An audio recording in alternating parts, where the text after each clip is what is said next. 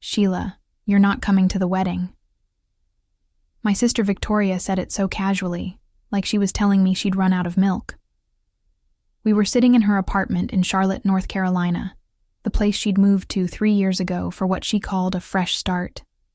I'd driven 6 hours to see her, expecting we'd finally talk about her upcoming wedding, maybe go dress shopping or at least look at invitations together. Instead, she wouldn't even let me see a picture of her fiancé. "What do you mean I'm not coming?" I asked, trying to keep my voice steady. "Vicky, I'm your sister." She didn't look at me, just kept folding laundry on her couch, her hands moving in quick, nervous motions. "It's better this way, trust me." "Better? How is excluding me from your wedding better?" "You wouldn't understand." She grabbed another shirt from the basket, snapping it in the air before folding it. "Besides, it's going to be small. Very intimate. Just his family and a few close friends." "I'm not close?" The words came out sharper than I intended. "Vicky, we grew up sharing a bedroom. I held your hair back when you had food poisoning sophomore year. I helped you move to this city, and now you're telling me I can't watch you get married?" She finally looked at me, and something in her eyes made my stomach drop. Fear. My sister was afraid of something. "It's complicated, Sheila." "Then explain it to me." "I can't." She turned away again, busying herself with the laundry. "Please just respect my decision. I need you to stay away from the wedding. From him." "From him? You won't even tell me his name." "It's better if you don't know." I sat there on her couch, watching my younger sister shut me out of the most important day of her life, and I felt something crack inside my chest. We'd never been like this. Even when our parents died in that car accident 5 years ago, we'd clung to each other. I was 22, she was 19, and suddenly we were alone in the world except for each other.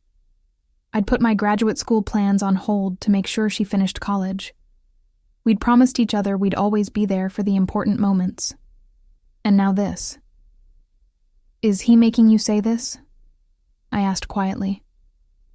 "Because if someone's forcing you to cut me out..." "No one's forcing me to do anything."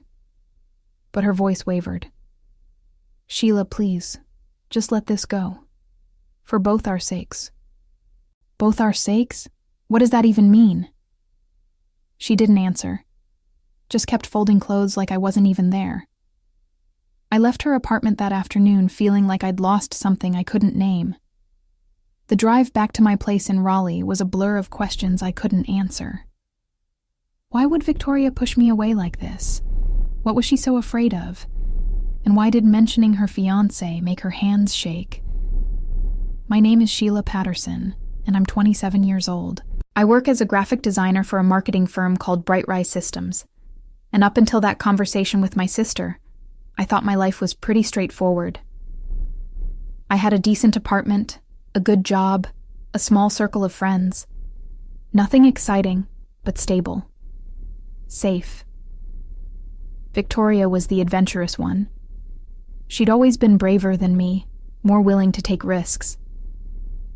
After our parents died, I watched her transform from a grieving teenager into someone determined to live life on her own terms. She'd moved to Charlotte for a job in hotel management, something she said would let her travel and meet interesting people. I'd been happy for her. But this secretive, fearful version of my sister, I didn't recognize her. For 2 weeks after that visit, I tried calling her every day. Most of the time, she didn't answer. When she did, the conversations were brief and strained. She'd tell me she was fine, that work was busy, that wedding planning was stressful. She never mentioned the fiancé's name, never invited me to meet him. Finally, I did something I'm not proud of. I called her friend Kelsey, someone Victoria had known since college who still lived in Charlotte. "Kelsey, have you met Victoria's fiancé?"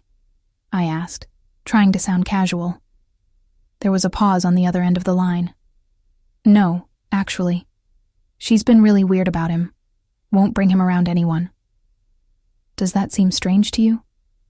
"Honestly, Yeah. I mean, I've known Vicky for 7 years. This isn't like her at all. She usually can't stop talking about guys she's dating. But this one, it's like he doesn't exist except to her. After I hung up, I sat in my living room and stared at my phone. Something was very wrong.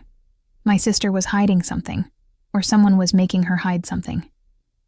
Either way, I couldn't just stand by and watch her disappear into a marriage with a man who seemed to want her isolated from everyone who cared about her.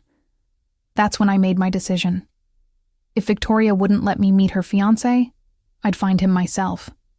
3 days later, I called in sick to work and drove back to Charlotte. I parked down the street from Victoria's apartment building at 7 in the morning, armed with coffee and a plan that probably qualified as stalking, but I didn't care anymore. Something in my gut told me my sister needed help, even if she wouldn't admit it. I'd been sitting in my car for 2 hours when Victoria finally emerged from her building. She was wearing a navy blue dress I'd never seen before, her hair pulled back in a neat bun. She looked professional, polished, and terribly alone as she walked to her car. I waited until she pulled out of the parking lot, then followed at what I hoped was a discreet distance. My hands were sweating on the steering wheel. I'd never followed anyone before, and I kept imagining her spotting me and confronting me. But she seemed lost in her own thoughts, never checking her mirrors more than normal. She didn't go to work. Instead, she drove to an upscale coffee shop in the Dilworth neighborhood, parked, and went inside. I watched through the window as she ordered something and then sat at a corner table, checking her phone every few seconds like she was waiting for someone. 20 minutes later, a man walked in. I couldn't see his face clearly from where I sat in my car across the street, but I could see Victoria's reaction. She stood up quickly, almost knocking over her coffee. The man said something, and she nodded, then gathered her things. They left together, walking to a black SUV parked nearby. I followed them again, my heart pounding now. They drove to a real estate office on Providence Road. I watched them go inside together, the man's hand on the small of Victoria's back in a gesture that looked possessive rather than affectionate. I waited in the parking lot, trying to piece together what I was seeing. Were they looking at houses? Was this wedding planning? But why would she hide something as mundane as house hunting from me? They came out 40 minutes later carrying folders and papers. Victoria was smiling, but it was the kind of smile I recognized from when she was younger and trying to pretend everything was fine. The man opened her car door for her, kissed her cheek, then got into his own vehicle.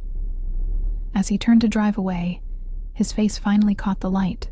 Everything inside me went cold. I knew that face. I knew it because I'd seen it in 100 news articles 3 years ago. I knew it because it had haunted my nightmares for months after I'd read about what he'd done. His name was Garrett. 3 years ago, Garrett had been engaged to a woman named Christina. The story had made national news. Christina had died in what was initially ruled a suspicious accident at their home. She'd fallen down the stairs and broken her neck, but the more investigators looked into it, the more questions emerged. Neighbors reported hearing arguments. Christina's friends said she'd been planning to leave him. Her diary, found after her death, contained entries describing escalating control and manipulation. But there wasn't enough physical evidence. No witnesses to the actual fall. The case had fallen apart in court, and Garrett had walked away a free man. The prosecutors had called it one of the most frustrating cases they'd ever handled. Everyone believed he'd killed her. They just couldn't prove it. I sat in my car, shaking so hard I could barely hold my phone. I pulled up the old news articles just to be sure, comparing the photos to the man I'd just seen. Same sharp jawline, same cold eyes, same smile that never quite reached those eyes. It was definitely him. My sister was engaged to a man who had most likely murdered his previous fiancé. Suddenly everything made sense. Victoria's secrecy, her fear, the way she'd begged me to stay away. Either she knew who he was and was trapped somehow, or she had no idea she was dating a killer. I needed to find out which. For the next week, I became obsessed. I took more sick days, spent hours in coffee shops with my laptop, digging through everything I could find about Garrett. I learned his full name was Garrett Sullivan. After Christina's death, he'd disappeared from Colorado, where they'd lived. Apparently, he'd resurfaced in Charlotte about 2 years ago, working in real estate investment. I found Christina's family's website, a memorial page they'd created. Her sister had written a heartbreaking post about how justice had failed them, how a killer was walking free. I reached out to her through the contact form, explaining who I was and what I'd discovered. She called me within an hour. "Your sister is in danger," Christina's sister Jennifer told me, her voice tight with urgency. "Garrett is a master manipulator. Christina didn't realize what he was until it was too late. He isolated her from everyone who loved her, made her think she needed only him. By the time she tried to leave, he'd already taken control of her finances, her social life, everything." "Did she try to get help?" "She tried. But she was scared. He'd never hit her, never left visible marks. It was all psychological. Control disguised as love. And then one day, she fell down the stairs." Jennifer's voice broke. "Please, don't let him do to your sister what he did to mine." I promised Jennifer I'd do everything I could. After we hung up, I sat in my apartment and tried to figure out my next move. I couldn't just call Victoria and tell her she was marrying a murderer. She'd already made it clear she didn't want my help. And if Garrett had convinced her I was the problem, anything I said would only push her further into his control. I needed proof. Evidence. Something concrete that would make Victoria see the truth. I started by creating a fake social media profile. I know it sounds crazy, but I needed to get close to Garrett without him knowing who I was. I used old photos of a friend from college who'd moved to Australia, changed some details, and created a persona named Michelle, who worked in property management. It took 2 weeks, but I finally managed to connect with him through a real estate networking group online. I crafted messages that seemed professional but friendly, asking questions about the Charlotte market, mentioning I was new to the area. He responded, probably seeing me as a potential business contact. We moved to email, then phone calls. I practiced disguising my voice slightly, keeping it professional and upbeat. Garrett was charming on the phone, funny, attentive. I could see how someone like Victoria would fall for him, but there were moments when his mask slipped. When I asked too many questions, I could hear the irritation beneath the friendly tone. When I mentioned other men in passing, there was a possessiveness in how he redirected the conversation. During our third phone call, I casually mentioned I was engaged.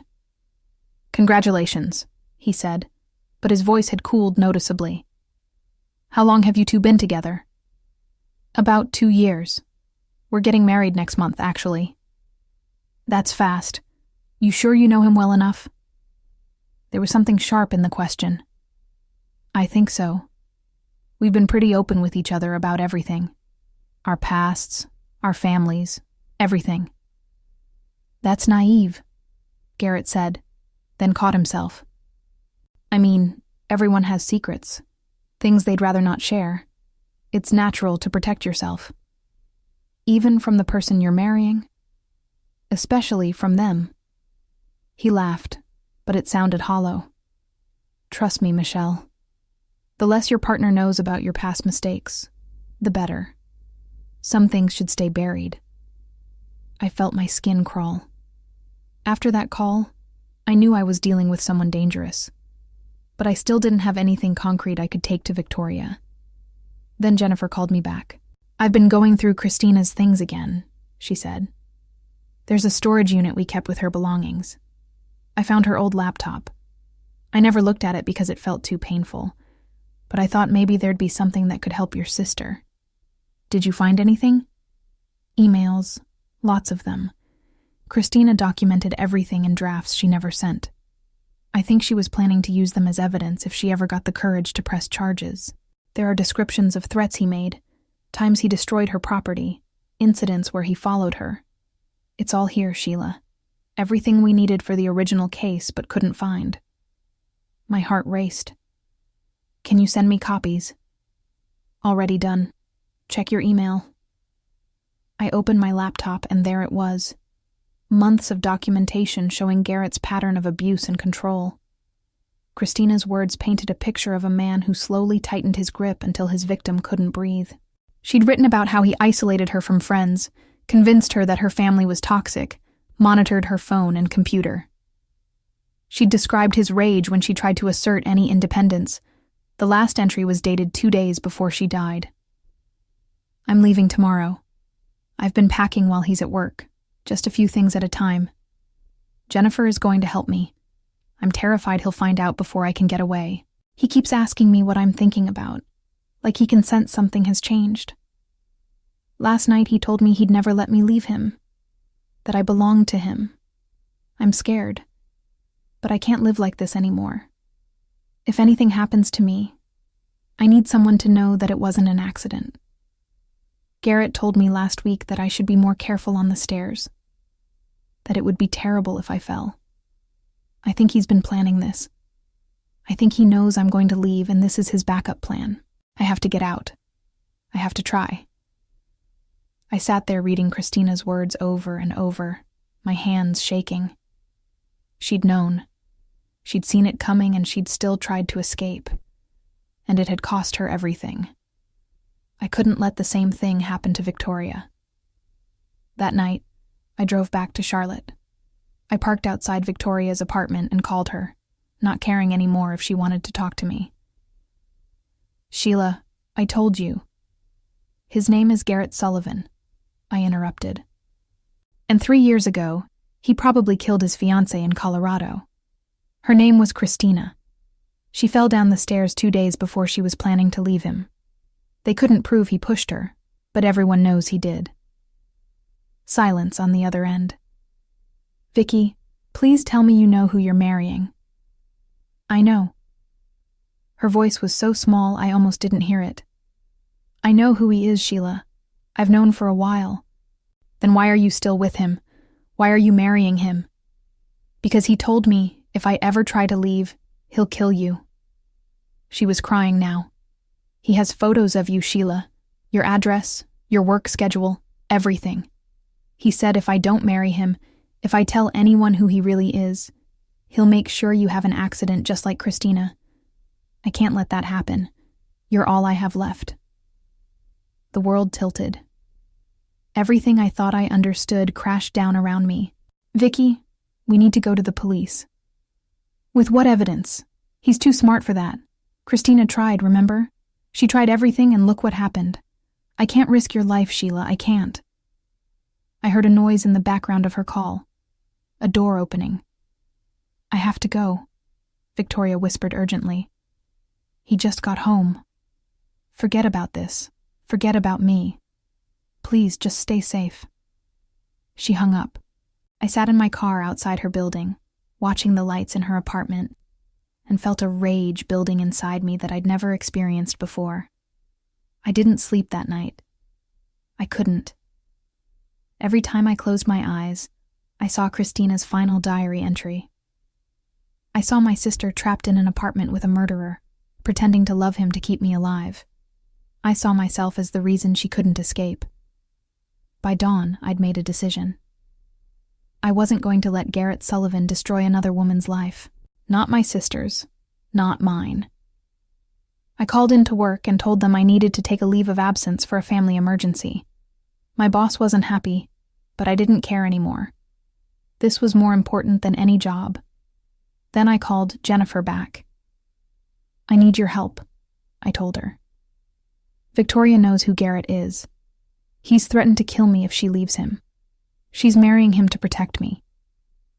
Jennifer was quiet for a long moment. That's exactly the kind of thing he'd do. Christina tried to protect me too, near the end. He knew the only way to control her was through the people she loved. How do we stop him? We get evidence that even his lawyers can't explain away. We catch him in the act of threatening Victoria or planning violence. And we do it in a way that doesn't give him time to hurt either of you before the police can intervene. How? I've been thinking about this for 3 years. Let me make some calls." Over the next 2 days, Jennifer connected me with people who'd been trying to build a case against Garrett since Christina's death. There was a detective named Patricia who'd worked Christina's case and never believed the accidental death ruling. There was a lawyer named Stephen who'd represented Christina's family in their wrongful death lawsuit that had ultimately been dismissed. There was even a private investigator named Thomas who'd been following Garrett on his own time, convinced he'd eventually make a mistake. We met at a restaurant in Charlotte, all of us crowded into a back booth that felt too small for the weight of what we were planning. "The problem is always the same," Patricia explained, spreading photos across the table.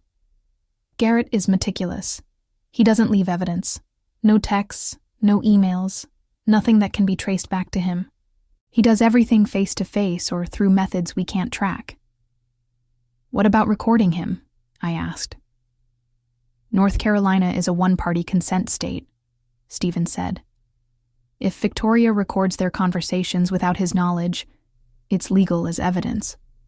But she'd have to be willing to do it, and from what you've told us, she's too scared to risk it. So we need to catch him threatening her without her cooperation," Thomas said. "That's nearly impossible. What if we make him think she's trying to leave?" I suggested. "What if we set up a situation where he has to show his hand?" Patricia frowned.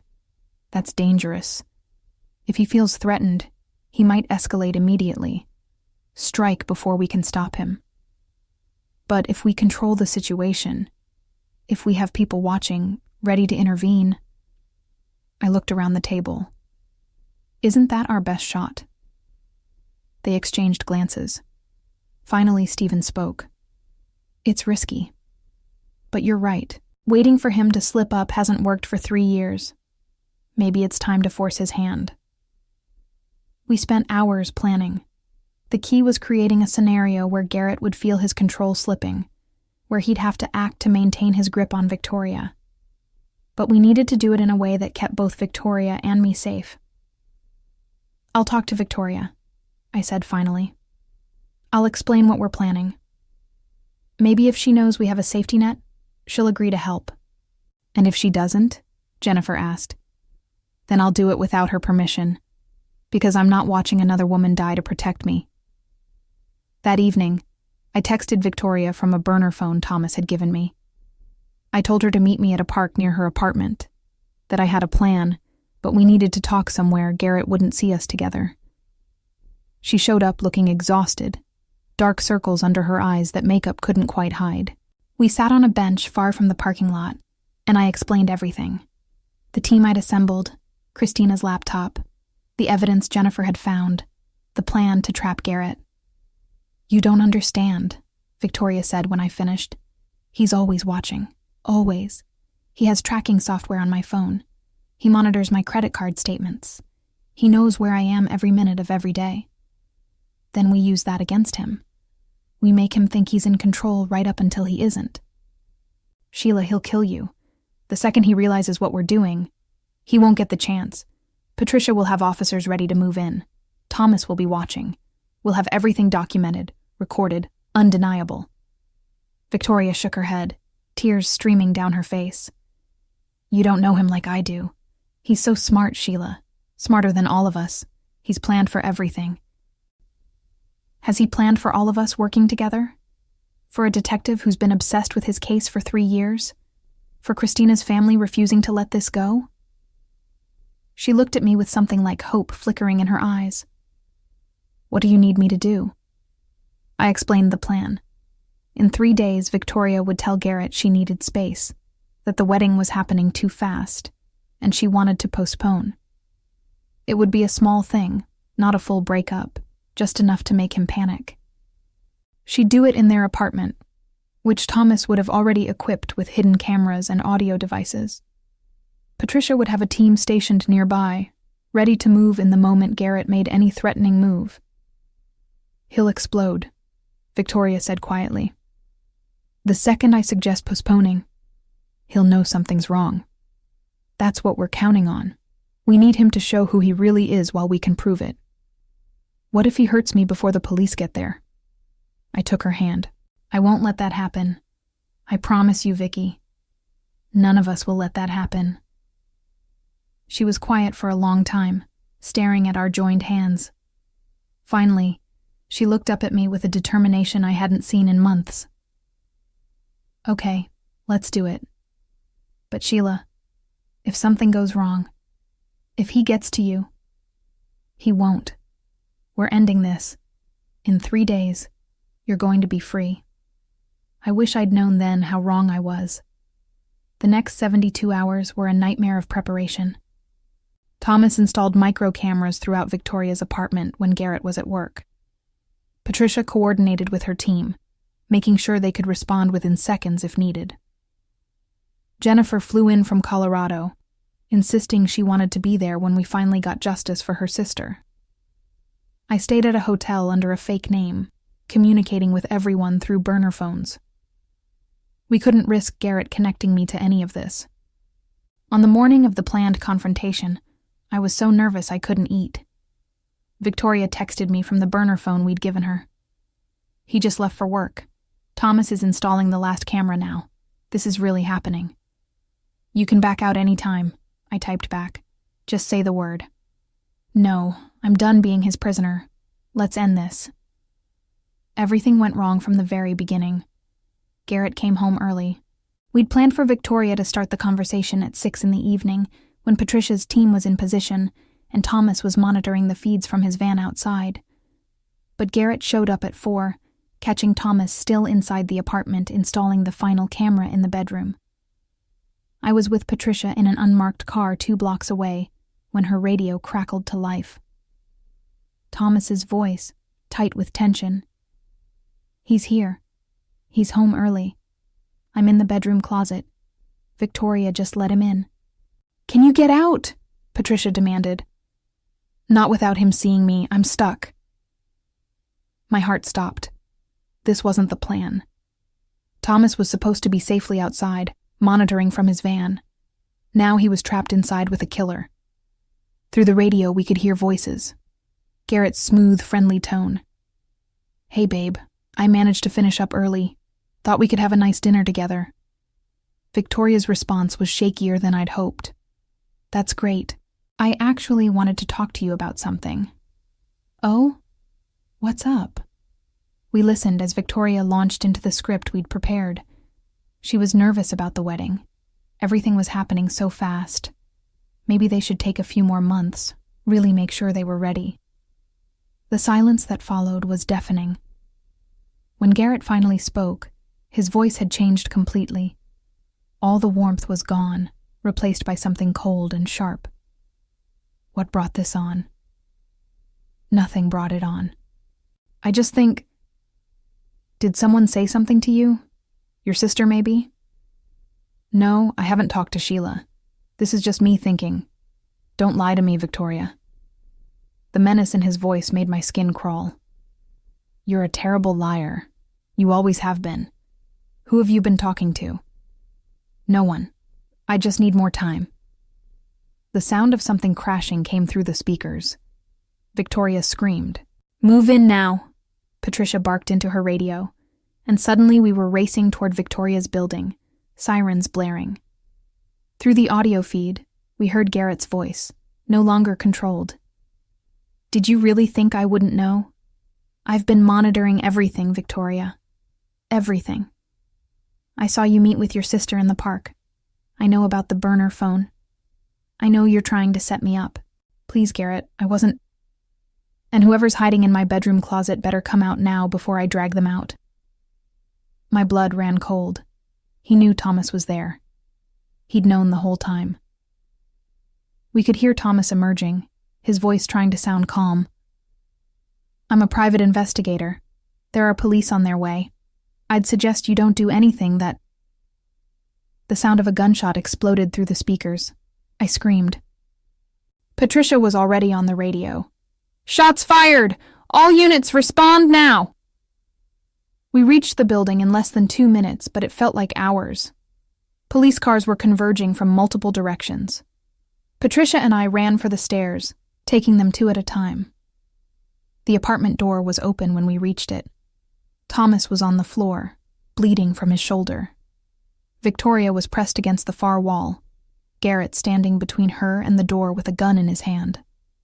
"One more step, and she dies," Garrett said calmly, as if he were commenting on the weather.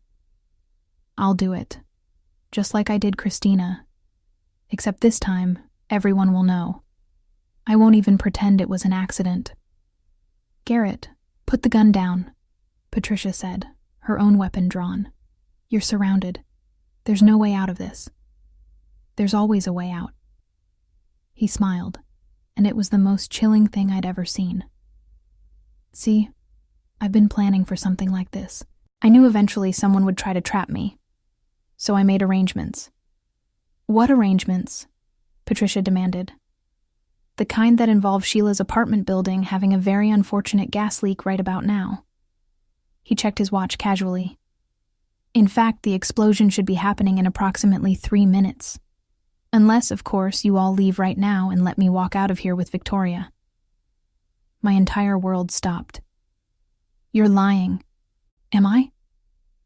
He pulled out his phone with his free hand, showing us a screen. "One press of this button, and the timer stops. Don't press it. And well, I hope you didn't have any pets, Sheila." Patricia's radio crackled. "Dispatch. We've got reports of a gas smell at the Riverside Apartments on Oak Street. Residents are evacuating. Fire department is en route." That was my building. My apartment.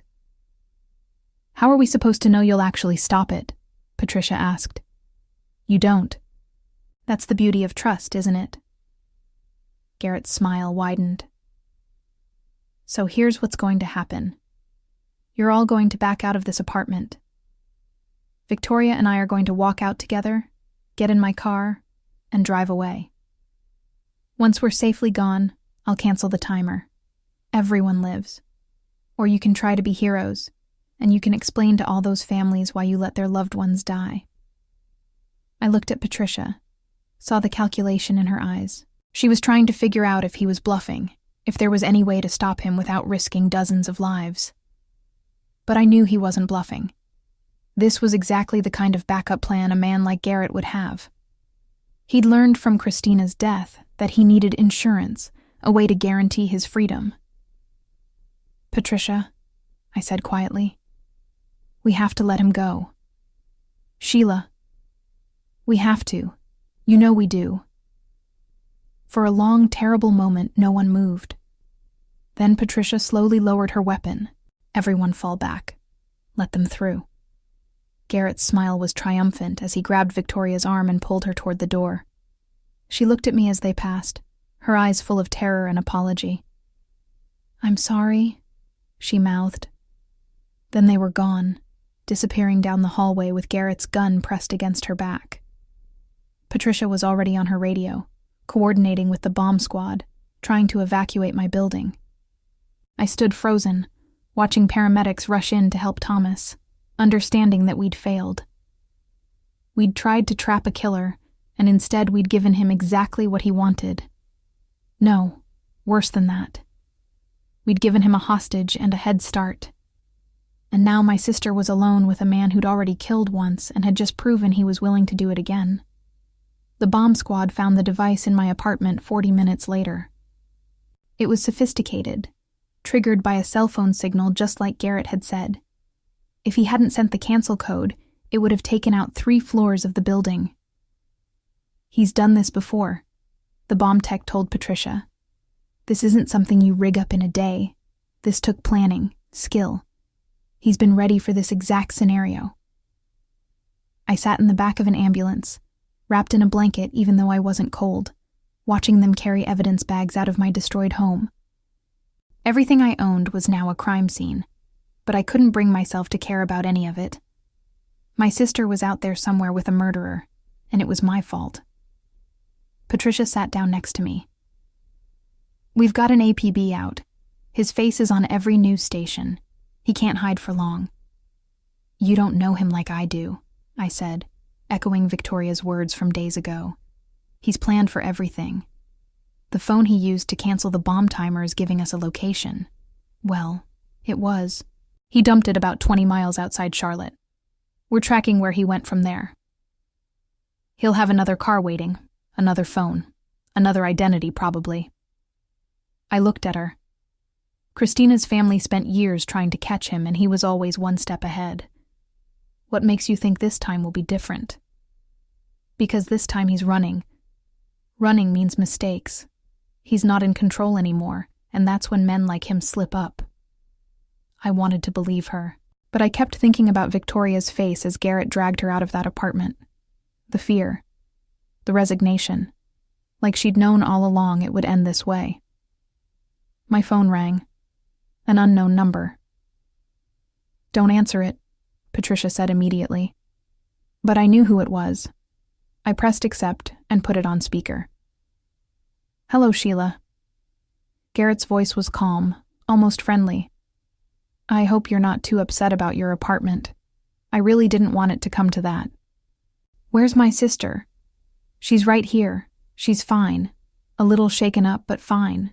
Would you like to talk to her?" There was a rustling sound, then Victoria's voice, small and scared. "Sheila, I'm okay. Don't worry about me." "Vicky, see?" Garrett came back on the line. "She's perfectly safe, for now. Whether she stays that way depends entirely on you." Patricia was already signaling to her tech team, trying to trace the call. "What do you want?" I asked. "I want you to understand something. You tried to trap me, to ruin my life. So now, I'm going to ruin yours. Every day for the rest of your life, you're going to wake up and wonder if today is the day I hurt your sister. You'll never know where we are. Never know if she's safe. You'll live with that fear forever, just like Christina's family lives with their grief." "Or," I said, because there had to be an or. Men like Garrett always wanted something. "Or you confess. You go on television and tell everyone that you made up the entire story about me, that you were jealous of Victoria's happiness and tried to sabotage her wedding. You admit that you planted evidence, coerced witnesses, and orchestrated this whole thing. You destroy your own credibility so thoroughly that no one will ever believe anything you say about me again. And if I do that, then I let Victoria go. She comes back to you, safe and sound. I disappear, and you never hear from me again. But the price is your reputation, your career, your credibility. You become the villain in this story. That's the trade." I looked at Patricia, saw her shaking her head vigorously. If I confessed, if I discredited everything we'd found, Garrett would be untouchable. He could kill Victoria and walk away clean, just like he had with Christina. "I need time to think about it," I said. "You have 24 hours.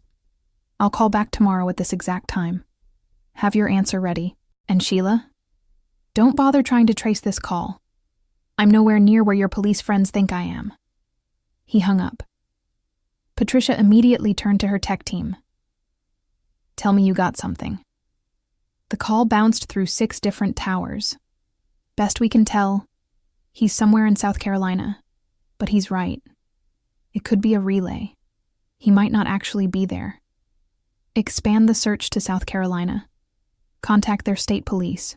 I want roadblocks, security footage from every gas station and rest stop. He's got to stop eventually. But as the hours passed and the search expanded, I realized Garrett had been telling the truth.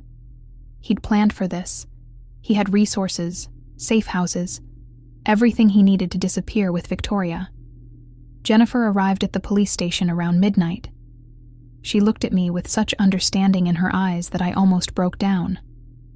"This is exactly what happened with Christina," she said quietly. "He isolated her, threatened people she loved, made her feel like she had no choice but to stay. And when she finally tried to fight back, when she tried to gather evidence, she trailed off. I can't let it happen again. I won't." "What can we do? He's got Victoria and we have no idea where they are." Jennifer pulled out a folder from her bag. "After Christina died, I became obsessed with Garrett. I hired investigators, dug into his past, followed every lead. I found something that the police never did." She spread photos across the table. They showed a small cabin in the mountains, isolated and remote. Garrett's grandfather owned this place. It's been in his family for decades. After Christina died, I had someone check it out. It looked abandoned, but there were signs someone had been there recently. Fresh tire tracks. Supplies inside that shouldn't have been there if the place was truly empty. Patricia leaned forward. "You think that's where he'd go?" "I think it's where he'd take Victoria. It's remote enough that no one would hear her scream. It's off the grid, no paper trail, and it's the one place I don't think he knows we know about." "Where is it?" "About 3 hours from here, up in the mountains near Asheville." Patricia was already pulling up maps on her computer, coordinating with local law enforcement. But I felt something settle in my chest. This was it. This was how we were going to find my sister. "I'm coming with you," I said. "Absolutely not. This is a police operation. That's my sister up there. I'm coming." Patricia looked like she wanted to argue, but Jennifer spoke up. "She has a right to be there. After everything she's been through, everything she's risked. Let her come." Finally, Patricia nodded. "Fine, but you stay in the car. You don't approach until we've secured the scene. Understood?" I agreed, even though I knew I was lying. When we found that cabin, when we found Victoria, nothing was going to keep me away. We left for the mountains at 3 a.m.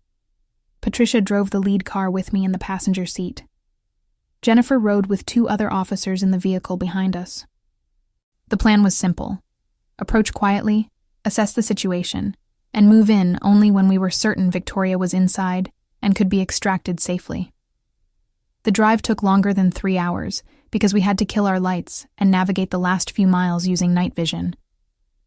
The cabin sat at the end of a dirt road that wound through dense forest. By the time we arrived, the sky was just starting to lighten with the first hints of dawn. Patricia parked a 1/4 mile from the cabin. Through binoculars, we could see a black SUV parked outside. Lights were on inside the cabin. "That's his vehicle," Patricia confirmed, checking the license plate against her database. "He's here." My hands were shaking. Victoria was inside that cabin with a murderer, and I was sitting in a car doing nothing.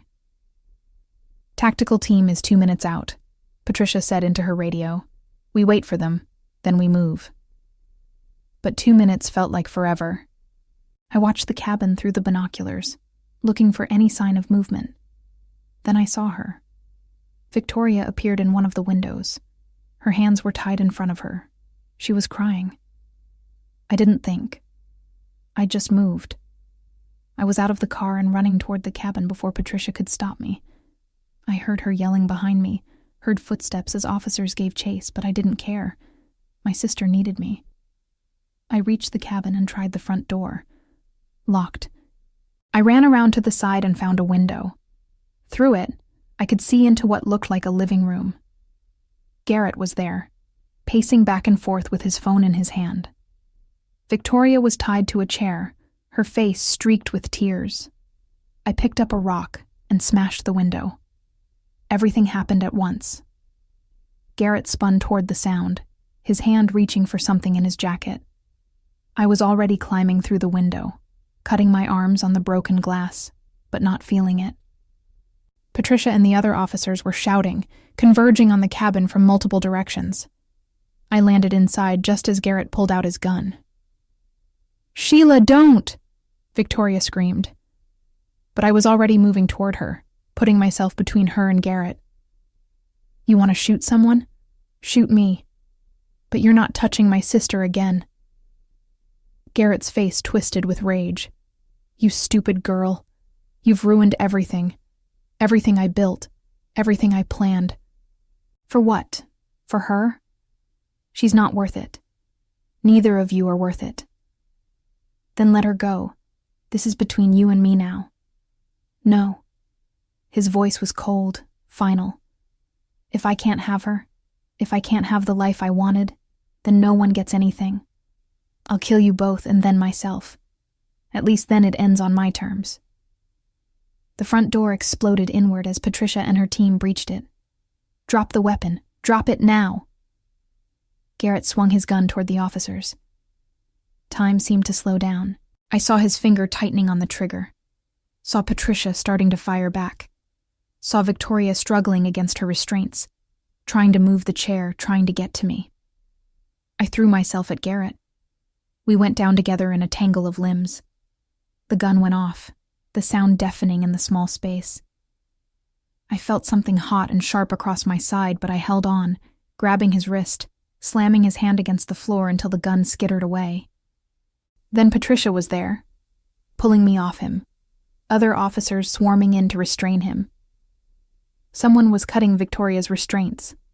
Someone else was pressing something against my side where blood was soaking through my shirt.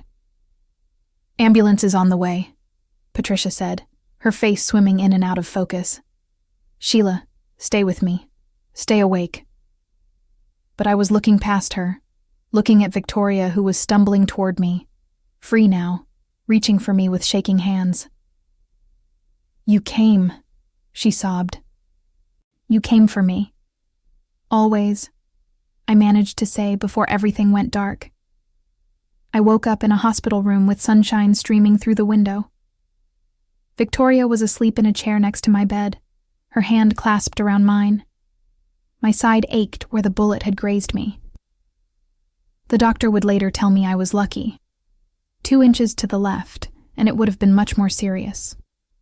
As it was, I had stitches and pain medication and orders to rest for several weeks. But I was alive. Victoria was alive. And Garrett was in custody, facing charges for kidnapping, attempted murder, and a reopened investigation into Christina's death. Victoria stirred, opening her eyes. When she saw I was awake, she burst into tears. "I'm so sorry," she said. "I'm so sorry for everything, for pushing you away, for not telling you the truth sooner, for putting you in danger." "Stop." I squeezed her hand. "You were trying to protect me. I understand that now. I should have trusted you. Should have known you'd find a way to help me." Victoria stayed with me in that hospital room for 3 days. Jennifer visited every afternoon, bringing updates on the case. The evidence from Christina's laptop, combined with the recordings from Victoria's apartment and witness testimony about the kidnapping, had created an airtight case against Garrett. "The prosecutor is confident," Jennifer told us on the 3rd day. "Between Christina's case and what he did to Victoria, he's looking at life in prison. Minimum." "What about the explosion at my apartment?" I asked. "Terrorism charges on top of everything else. They found evidence he'd been planning multiple scenarios. He had explosives stashed in 3 different locations, all rigged to cell phone triggers. This wasn't just about controlling Victoria.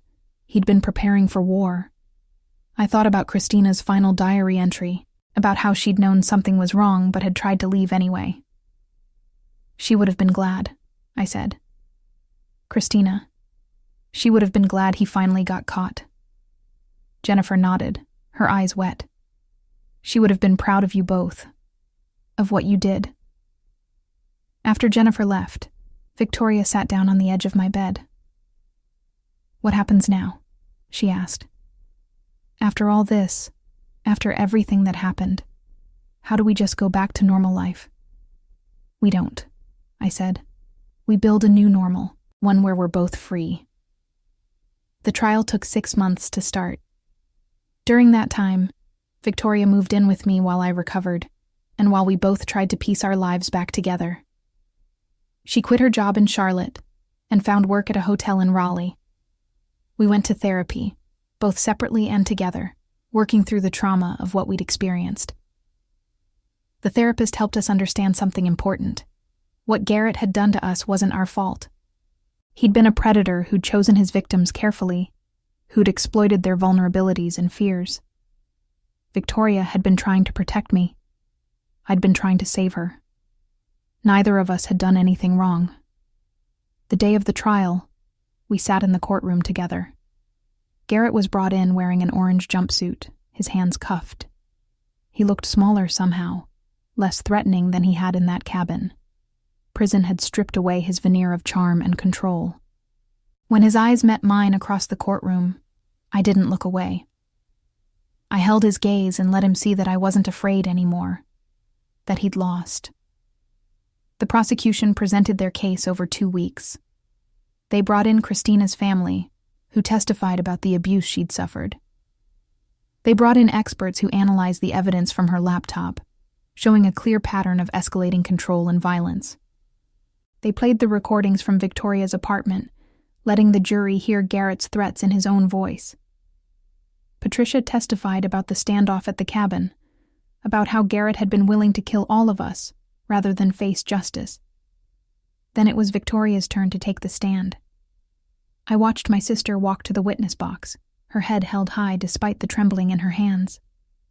She'd been dreading this moment for months, afraid of having to face Garrett again, afraid of reliving everything she'd endured. But when she started speaking, her voice was steady. She told them everything. How Garrett had seemed charming at first, attentive and loving. How slowly, almost imperceptibly, he'd started isolating her from friends and family. How he'd installed tracking software on her phone, monitored her spending, questioned every moment she wasn't with him. She told them about the day she'd discovered who he really was, when she'd stumbled across old news articles about Christina's death. About how she'd tried to leave, and he'd shown her photos of me, my apartment, my daily routine, about the threats he'd made. He told me he'd make it look like an accident, Victoria said, her voice breaking slightly. Just like he did with Christina. He said everyone would think my sister just had bad luck, maybe that it ran in our family. And I believed him. Because I'd seen what he was capable of. I'd seen the emptiness in his eyes when he talked about Christina. He didn't feel guilty. He felt proud. The jury listened in horrified silence. When Victoria finished testifying, she walked back to her seat next to me. I took her hand and held it tight. Garrett's defense tried to paint him as the victim. They suggested that Victoria and I had conspired to frame him, that we'd invented evidence and manipulated witnesses. They claimed the recordings had been doctored, that Christina's laptop had been tampered with, but no one believed them. The evidence was too overwhelming, too consistent, too damning. The jury deliberated for less than 4 hours. Guilty on all counts. When the verdict was read, I felt something release in my chest that I hadn't realized I'd been holding. Victoria sagged against me, crying tears of relief and exhaustion. Garrett showed no reaction. He just sat there, staring straight ahead, his jaw clenched tight. At sentencing 3 weeks later, the judge gave him life in prison without the possibility of parole. "You are a danger to society," the judge said. "You have shown no remorse, no recognition of the harm you've caused. You will spend the rest of your life behind bars, and that is exactly what you deserve." 6 months after the sentencing, Victoria and I stood outside a coffee shop in Raleigh, watching the sunrise paint the sky in shades of orange and pink. We'd started a tradition of meeting for coffee every Sunday morning, just the two of us, reconnecting after years of letting our relationship slip away. "I got a call yesterday," Victoria said, stirring sugar into her coffee. "From a woman in Virginia. Her sister is dating someone she's worried about. She said she saw our story on the news and wanted advice." "What did you tell her?" "That she should trust her instincts. That if something feels wrong, it probably is. And that she shouldn't wait to get help." I smiled. "You thinking about doing more of that? Helping other people?" "Maybe. Jennifer and I have been talking about starting something. A support network for people in situations like mine. People being controlled or isolated by partners. We could share resources, connect them with legal help, provide a safe space to talk." "I think that's a wonderful idea." Victoria looked at me over her coffee cup. "Would you want to help? You were the one who figured out how to fight back, how to gather evidence. You could teach people how to protect themselves." I thought about it. About Christina, who'd tried to document her abuse but hadn't survived long enough to use that evidence. About Victoria, who'd been so terrified she'd almost married her abuser. About all the other people out there right now, trapped in similar situations, thinking they had no way out. "Yeah," I said, "I'd like that." We spent the rest of that morning planning. By the time we finished our coffee, we had the outline of what would eventually become the Christina Project, named in honor of the woman whose death had started this whole chain of events. Jennifer joined us in the effort. Together, the three of us built something real. We created a website with resources for recognizing abuse and gathering evidence safely. We partnered with lawyers who could provide pro bono consultations. We trained volunteers to staff a hotline for people who needed immediate support. Patricia helped us connect with law enforcement agencies across the state, teaching them how to handle cases like Victoria's more effectively. Thomas, who'd recovered from his gunshot wound, volunteered his services as an investigator for cases where people needed help tracking abusive partners. Within a year, we'd helped 23 people escape dangerous relationships. Some of them were women like Victoria, engaged to men who'd hidden their true natures. Others were in marriages that had turned toxic. A few were men escaping female abusers, or people in same-sex relationships dealing with partners who'd become controlling. Each story was different, but they all had the same core. Someone who felt trapped, isolated, convinced they had no way out. And each time we helped someone escape, I thought about how close Victoria and I had come to losing each other. My apartment had been repaired and I'd moved back in, though I'd changed the locks and installed a security system that would make a bank vault jealous. Victoria eventually moved into her own place, a small house with a garden where she could grow flowers. She was dating again, cautiously, taking her time to really know people before letting them get close. I'd gone back to my job at Bright Rise Systems, though now I worked part-time so I could dedicate more hours to the Christina Project. My boss had been incredibly supportive, even donating company resources to help us build our website and database. The scars from that day in the cabin had faded to thin white lines on my arms and side. They reminded me that I'd been willing to risk everything for my sister, and that sometimes the bravest thing you can do is refuse to give up on the people you love. 2 years after Garrett's sentencing, Victoria and I received a letter from Patricia. She'd been promoted to lieutenant, partly due to her work on Garrett's case. But more importantly, she'd used her new position to establish a task force specifically dedicated to investigating suspicious deaths of women, particularly those involving partners with histories of controlling behavior. "Because of what you two did," she wrote, "we're looking at cold cases differently now. We're finding patterns we missed before. Just last month, we reopened 3 cases that had been ruled accidents. In all 3, the women had partners who showed signs of the same kind of control Garrett exhibited. We might finally get justice for their families." I read that letter to Victoria over Sunday morning coffee, and we both cried. Not from sadness, but from the knowledge that something good had come from all the pain we'd endured. Garrett Sullivan spent his days in a maximum security prison where his charm and manipulation tactics meant nothing behind bars. Other inmates knew who he was and what he'd done. His reputation as a killer of women made him a target. He lived in constant fear, isolated in protective custody, experiencing a fraction of the terror he'd inflicted on his victims. Appeals were filed and rejected. His name became synonymous with calculated evil. The life he'd so carefully constructed, the control he'd so viciously maintained, was reduced to a 6x8 cell where he would spend every remaining day until death.